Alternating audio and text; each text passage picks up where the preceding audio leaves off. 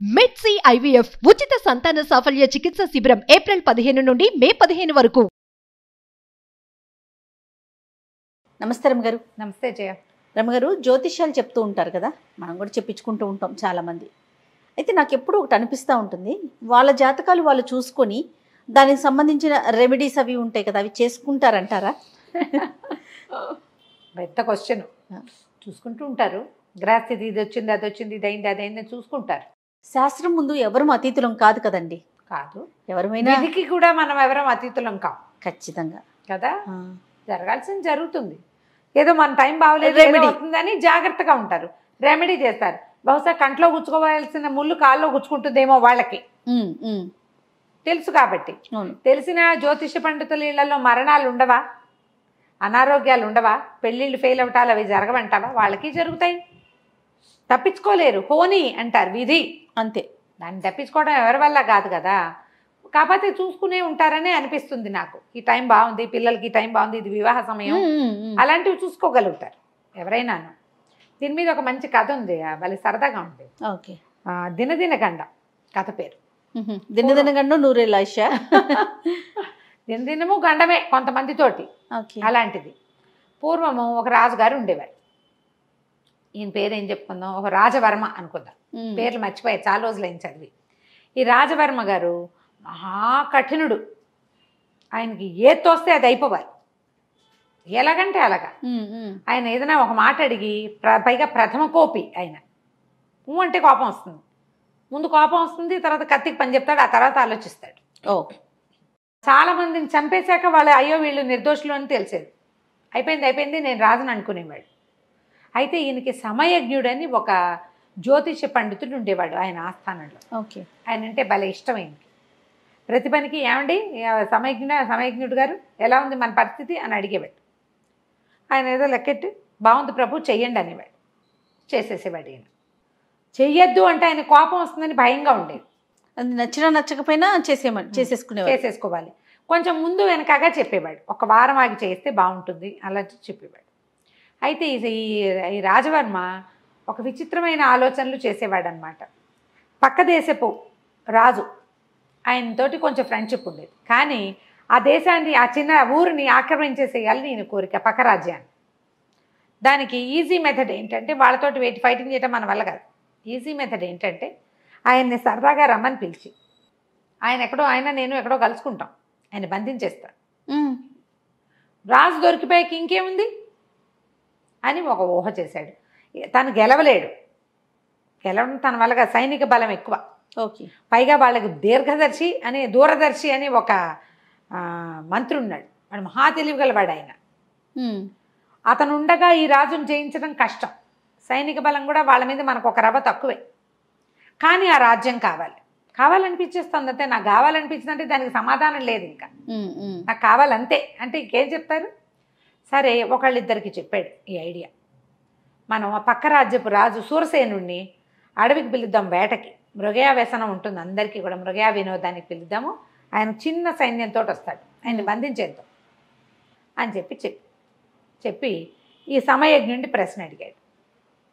ఈ సమయజ్ఞుడికి నో అంటం అలవాట్లేదు, చెయ్యండి అంటమే. సాచివేతగా చెయ్యండి ప్రభు అన్నాడు. ఈయన రెడీ అయిపోయాడు. ఉత్తరం రాశారు. ఉత్తరం రాసి ఆ దీర్ఘదర్శి ఉన్నాడుగా, దూరదర్శి ఆయన ఏమనుకున్నాడు, ఎప్పుడు దీనికి పిలవలేదే. పైగా ఏదో ఎక్కడికో నేను వెళ్ళినప్పుడు అక్కడెక్కడో మనం కలుసుకోవటం వేరు, పనిమాల కలుసుకోవడానికి చిన్న సైన్యంతో ఎందుకు పిలుస్తున్నాడు. ఇప్పుడు ఈయన అడవికి వెళ్ళాడు, ఆయన అడవికి వచ్చాడు. హర్రే మీరా వచ్చారా అంటే సరిపోతుంది. అంతేగాని నువ్వు మృగ వినోదం కోసం రా అని ప్రత్యేకంగా ఒక రాజుని ఇంకో రాజు ఎందుకు పిలుస్తాడు. ఇందులో ఏదో లొసుగుందని ఆయన ఏం చేశాడు, పెద్ద సైన్యాన్ని పంపించాడు. వీళ్ళకి తెలీదు. వీళ్ళు ఎదురుపడి ఆయన బంధించగానే ఆ మొత్తం సైన్యం అంతా వీళ్ళ మీద పడి చిత కొట్టేశారు. కొట్టేసి ఈయన్ని కట్టేశారు. సరదాగా చేశానని చెప్పలేకపోయాడు. సరదాగా చేశామని ఎట చెప్తాడు. అదే కదా. అక్కడి నుంచి నానా గోల అయింది. చాలా బతిమలాడి మీ జోలికి రాను, ఇంకెప్పుడు రాను అని చాలా బతిమలాడుకున్న మీదట ఆయన స్నేహంగా ఉత్తరం రాసి బంధించామన్న పేరు మనకి లేకుండా ఉంటుంది. మన ఊళ్ళో ఎలా చెప్పుకున్నా వీళ్ళ ఊళ్ళో అట్టాగే చెప్పుకుంటారు. వదిలేద్దామని ఈయన వదిలేశాడు. ఈ రాజవర్మ వదలబడ్డాడు. కానీ ఆయన ఒళ్ళు మండిపోయింది. వాడు వదిలేసినందుకు కాదు, సమయజ్ఞుడు తనకి తప్పుడు ఇది ఇచ్చినందుకు. నేను ప్రశ్నిస్తే వద్దండి ఇప్పుడు మానేయండి అని చెప్పాలి. చెప్పకుండా నన్ను పని అయిపోతుందని నన్ను ఎంకరేజ్ చేశాడు. ఆయన ఇచ్చిన ఇప్పటిదాకా కొన్ని ఎంకరేజ్ చేశాడు, అవన్నీ కుదిరినాయి. నేను నమ్మాను, నన్ను నమ్మించి పంపించాడు. వీడంతు చూడాలని ఆ పంచాంగకర్త ఉన్నాడుగా వాళ్ళ సిద్ధాంతిని రమ్మని కబురు చేశాడు.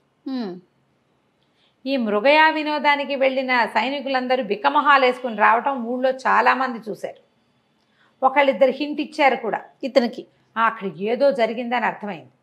వస్తూ తను పిలుచుకొచ్చిన సైనికుల్ని, ఏరా అబ్బాయి ఏమైందిరా రాజుగారు వెళ్ళిన పని అంటే, అంతా పశ్చాపుస్సేమైందండి, దెబ్బలు తిని చావులో తప్పి కన్నులు లొట్టపోయి వచ్చాం, కాస్తుంటే దొరికిపోయేవాడే అని ఒకడు చెవిలో ఊదాడు. వాడు ఎప్పుడో పూర్వాశ్రమంలో ఎంతో జ్యోతిష్యం చెప్పించుకుని బాగుపడ్డవాడు. ఆయన ఏం చేశాడు, అమ్మాయి ఇది లోపల పెట్టుకున్నాడు. ఇప్పుడు రాజు తనని ఏం చేయడానికి పిలిచాడో ఆయనకు అర్థమైంది. తెలివి జ్యోతిష పండితులకి ఉండాల్సింది ఏమిటి, సమయస్ఫూర్తి, తెలివి. అంతే, ప్లాంట్గా చెప్పాలి కదా. అక్కడి నుంచి వచ్చాడు. వచ్చిన తర్వాత ఆ రాజుగారు రా సమయజ్ఞుడు ఎలా ఉన్నావు ఏమిటి అని చెప్పి కూర్చోండి అని కూర్చోబెట్టాక, ఏమండి సమయజ్ఞుడు గారు మీరు ఎప్పుడూ నాకు జాతకం చూస్తారు, ప్రశ్నలు చెప్తారు కదా, ఏనాడైనా మీ జాతకం మీరు చూసుకున్నారండి అన్నాడు. గుండెల్లో రాయబడింది. అర్థమైంది. చూసుకోకేం ప్రభు, చూసుకుంటూనే ఉంటాం, మాకు తెలియనివా ఇవన్నీ అన్నాడు. అయితే మీకు ఆయుర్దాయం ఎంత ఉందండి అని అడిగాడు. ఈయన లెక్క ప్రకారం ఈయనకి ఇంకో 20 ఏళ్ళు ఉంది. ఆ 20 ఏళ్ల తర్వాత ఒక మారకం ఉంది, అది తప్పించుకుంటే ఇంకో 20 ఏళ్ళు కూడా 90 దాకా బతుకుతాడు ఆయన, 50 ఏళ్ళ వాడు. బాగా ఆలోచించి, ఆయుర్దాయానికి ఏముంది ప్రభు, జ్యోతిష్యానికి పార్వతీదేవి శాపం ఉందండి, పూర్తిగా నిజం కాదు, పూర్తిగా నిజం అవ్వదు, కాకపోతే ఒకటి ఉందండి, నాకు ఆయుర్దాయం ఎప్పుడైనా తీరిపోవచ్చు, ఎప్పుడైనా పోవచ్చు, ఇవాళ పోవచ్చు, రేపు పోవచ్చు, ఎల్లుండి పోవచ్చు. కాకపోతే ఏంటంటే నేను చనిపోయిన 10 దినాల్లో నేను ఆశ్రయించిన ప్రభువు చనిపోతాడని ఒక ఇది ఉందండి నా జాతకంలో. అందుకని నేను చాలామంది పిలిచినా వెళ్ళనండి, మిమ్మల్నే ఆశ్రయించుకుని ఉన్నాను.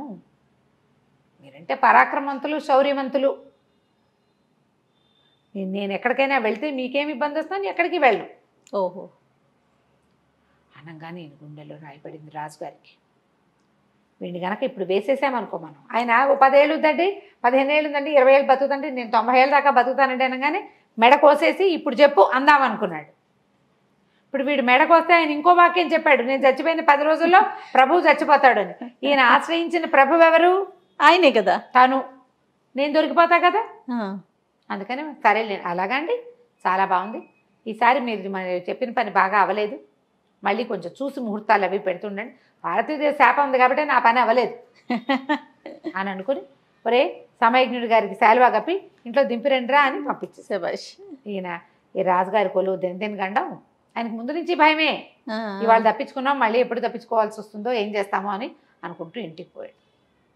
చూడు కథ కంచికి మనం ఇంటికి. కానీ ఎంత తెలివిగా ఆలోచించాడు చూడు. ఎప్పుడు కూడా అదే, మొన్నమేమో కోటప్పకొండ వెళ్ళామా, చిలక జోస్యం చెప్తున్నారు. మా చిన్న పైనుంచి దిగొస్తున్నాడు, వాడు పంచ కట్టుకుని ఒక పెద్ద లాల్చి వేసుకుని ఉన్నాడు, కొంచెం వెయిట్ లిఫ్టింగ్ కదా, కొంచెం దీన్ని చూడంగానే ఆ చిలక జోస్యం వాడు, పెద్ద అధికారంలోకి వస్తావు నాయన నువ్వు అని ఇలా చెప్పాడు. ఇప్పుడు చక్కగా ఉన్నవాడికి నీకు అధికారంలోకి వస్తావు అలాంటివి చెప్పాడు అనుకో, ఇంట్రెస్ట్ వస్తుంది వాడికి, ఇంట్రెస్ట్, రాజ్యాధికారం వస్తుంది, నీకు పదవులు వస్తాయి, సంపాదన వచ్చేస్తుంది.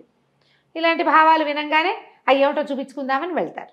అప్పుడు వాడు ఇంకా చెప్తాడు, అధికారం వస్తుంది, అది వస్తుంది, ఇది వస్తుంది, ఇక నా దగ్గర రాయి ఉంది, ఇది పెట్టుకో, అంతే ఎంతో చెప్పాలిగా. మరి కోటి విద్యలు కూటి కొరకే. జ్యోతిష పండితులు ఏం చేస్తారు, జాతకం చూసి ఏదైనా ప్రాబ్లం ఉంటే నువ్వు ప్రాబ్లం ఉంది పోతావు లాంటివి చెప్పరు. అవును కదా, నాయన ఇబ్బంది ఉంది, దానికి పరిష్కారం ఇది, ప్రయాణాలు అవి చేయబోకండి, ఈ సమయంలో ప్రయాణాలు చేయబోకండి, వివాహం ఈ సమయంలో చేయొద్దు, ఏదైనా వివాహం చెడుతుంది అని అంటే తెలివైన వాక్యాలు చెప్తారు.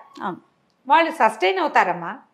ఈ గురువు బాగోలేదు, లేదా వీడు నీచంలో పడ్డాడు, వాడు ఉచ్చంలో ఉన్నాడు, వాళ్ళు మొత్తం అంతా కలిసి ఒక చోట ఉన్నారు, ఈయన వక్ర దృష్టితో చూస్తున్నాడు, ఈ వివరం అంతా చెప్తాను, నీకు అర్థమైనా కాపోయినాను, అంతే, నువ్వు గుర్తుండవు కూడా.